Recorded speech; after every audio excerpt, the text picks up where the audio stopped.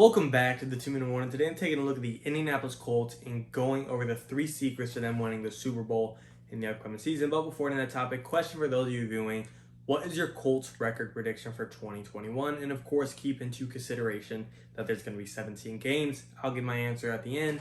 You guys give me your answer and we'll see how close we come. Getting straight into it, secret number 1 is Carson Wentz. Of course, this team is going to revolve around him this year. He's going to determine where this team is this year. The secret is to Carson Wentz. I need him to be a top 15 quarterback again.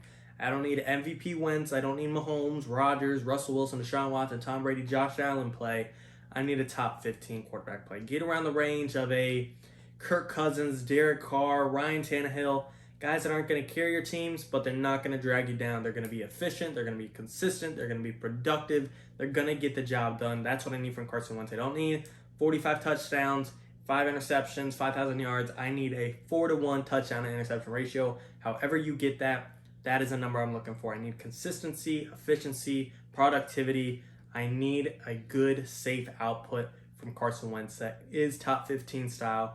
Again, not top 5, not top 10, nothing extreme. I don't need tier 1 Wentz again. As much as I'd like that, I'd take that.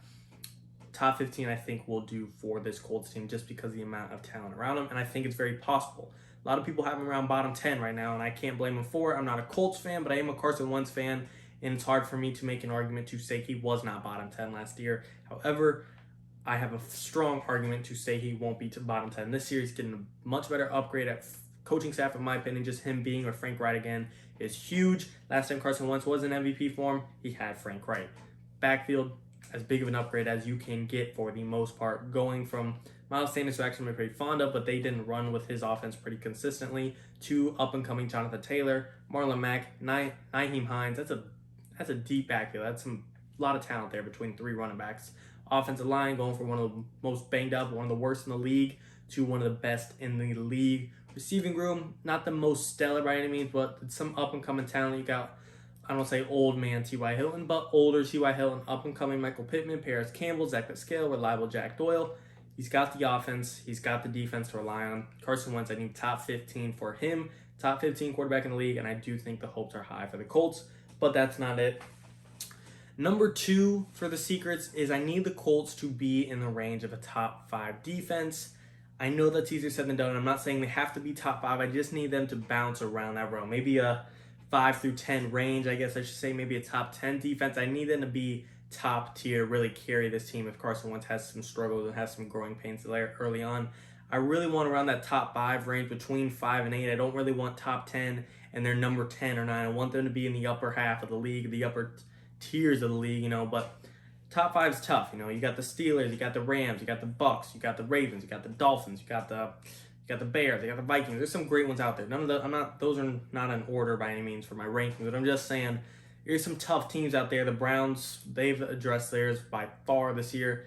That's why I'm not saying top 5, because everyone's gonna have a different top 5. But I just say I want them to be in that conversation of tier 1 defenses, and I think they can be. Having DeForest Buckner, Darius Leonard, arguably the best linebacker in the league. In the secondary, you got underrated Kenny Moore, experienced Xavier Rhodes. They drafted Kwity Paye, who I'm a big fan of.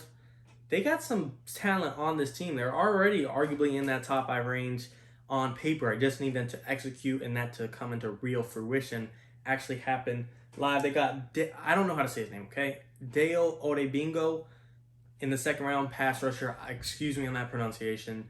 Either way, they're addressing the pass rush. I'd love to see them actually bring in Justin Houston again. That would be a crowded pass rush between the rookie Deo and Tyquan Lewis and DeForest Buckner and Kwity Paye, Darius Leonard maybe rushing in here and there, and Justin Houston. But still, you can never have enough talent on the team. To me, Colts got a little bit of cap space.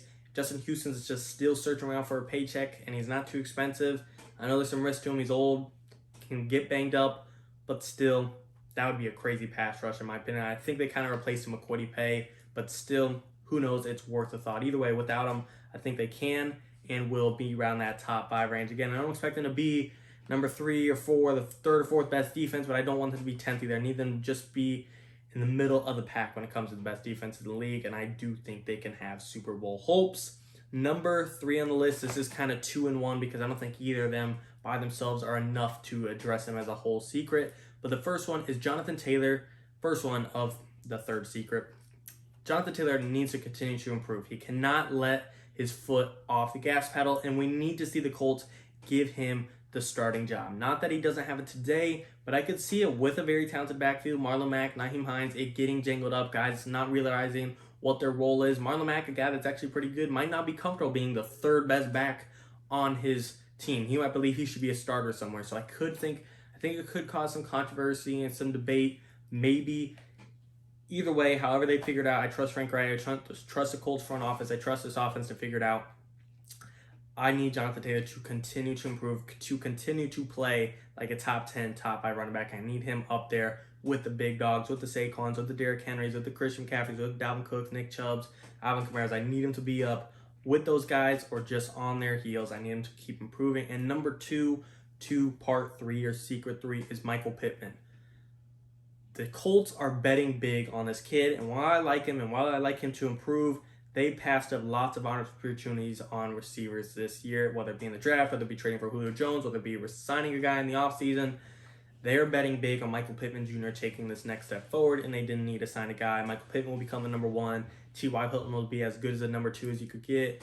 You got Zach Pascal, Paris Campbell, great number 3 options. Jack Doyle is reliable, not the greatest, not the most athletic, but he's got some hands.